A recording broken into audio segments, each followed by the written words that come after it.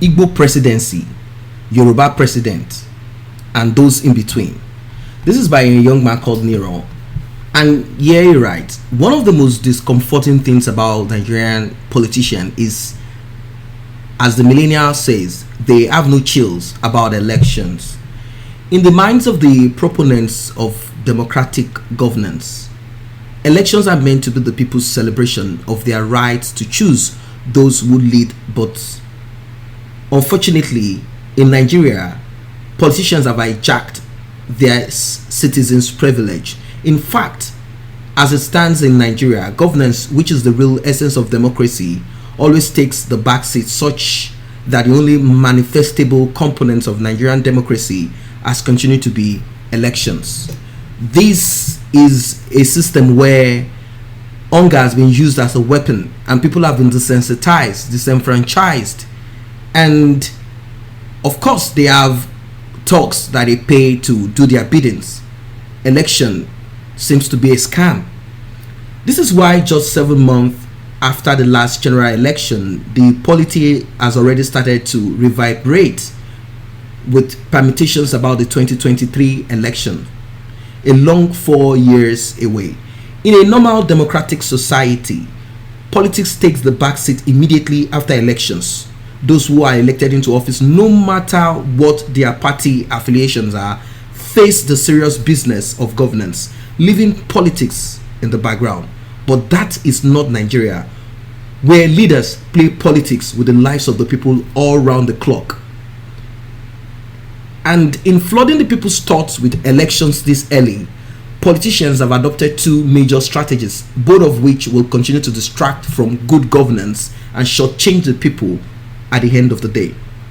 Very early into the new federal administration, politicians begin to drop hints about acrimonies between President Buhari and Vice President Yemi Osinbajo. Literally, every step the president said he had taken to redefine governance has been interpreted as a ploy to undermine Osinbajo, and the whole country has been caught in this crash. The whole country has been caught in this.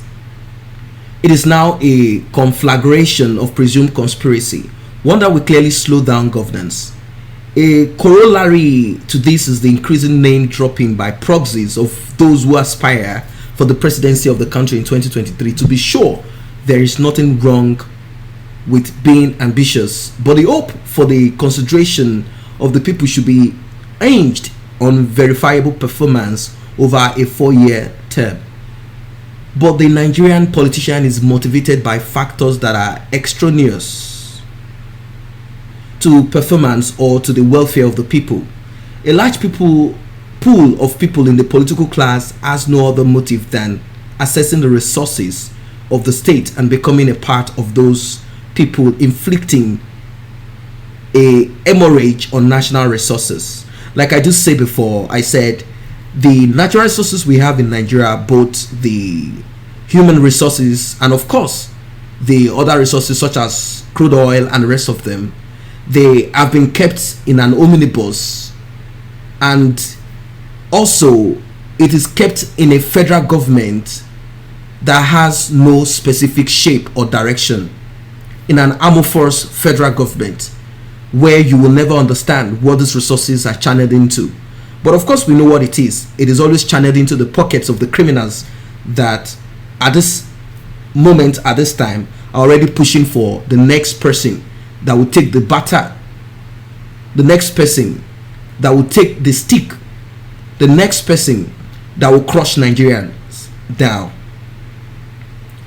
A large pool of people in the political class has no other motive than accessing the resources of the state, like I said, and becoming a part of those people, inflicting hemorrhaging Nigerians and the national resources.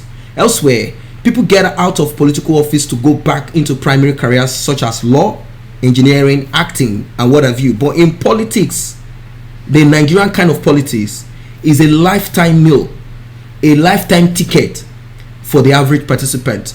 Everyone that gets into politics in Nigeria hopes to become president, either a local government chairman. They hope to rise, and it has become their food. If they're unable to get that position, they become a godfather forever. So someone leaves their position as a state governor for let's say 8 years. They fight tooth and nail to become a minister, and after being minister for 4 years, they fight to go back to their state, to the state that they governed for 8 years, to become a senator. The current population of politicians puts undue pressure on politics and politicking, and have totally subjugated good governance in the process. The second self-serving weapon in the hands of Nigerian politicians is the escalation of the things that divide the people. To remain relevant and court the patronage of the largely undeciding population, politicians introduce ethnic, religious, and other such primordial sentiments, which is the strength of nations in other places. Curiously, politics and political parties have the fundamental purpose of the integration of the people of a country towards shared prosperity and national development, but political gladiators in Nigeria employ these to divisive purposes for their own personal gains. So the trending matter is what part of the country should produce the next president. The situation is so obvious that a United States of America diplomat, Linda Thomas Greenfield, was recently quoted as noting that the next elections in Nigeria might be challenging because of a gentleman's agreement to rotate power between the North and the South. In a statement, there seemed to be a subtle insinuation that this agreement might not be honored, such that political actors in the North might fight for the retention of power in that part of the country. But even if the North decides to relinquish power, the Yoruba and the Igbo majority ethnic groups in the southern part of Nigeria will have it hot slugging it out. While Nigerians carried on like the Igbo must continue to suffer for the audacity to attempt a secession between 1964 and 67 and 1970, members of this ethnic group continue to agitate that Southeast Nigeria should produce the next president, even though the Southwest also desire another bite of the pie. Of course, people point fingers at Ebele Jonathan as coming from the eastern part of Nigeria. The years leading to 2023 therefore promised to be heated among the three major ethnic groups in Nigeria and the minority groups that were aligned on all sides. The harm that this type of frictions, however, does to national development should worry the people of this country. When arguments about those who should lead a country are hinged on religious and tribal sentiments for which each part is willing to fight to finish, rather than merit the nationalist capacity of aspirants to bring the people to a point of convergence on behalf of the nation, then there is much to worry about. Unfortunately, the people of Nigeria are also sold on the lie that improving the country is dependent on supporting people from their ethnic stock, even though history and recent events do not even validate their position. For instance, how much has President Muhammadu Buhari Katsina State improved since he was sworn in as the president in 2015? On the contrary, the state remains one of the most hit by the banditry that has gripped the soul of northwestern Nigeria lately. In fact, not too long ago, one of Buhari's in-law, also the district head in his native Daura, Alhaji Musa Omar, spent 2 months in the den of kidnappers after he was snatched from his home in May. It is not just that. United Nations Development Program Multidimensional Poverty Index suggested that Katsina State, where Buhari is from, was on the list of 10 states with the least performance on the poverty indices this time last year.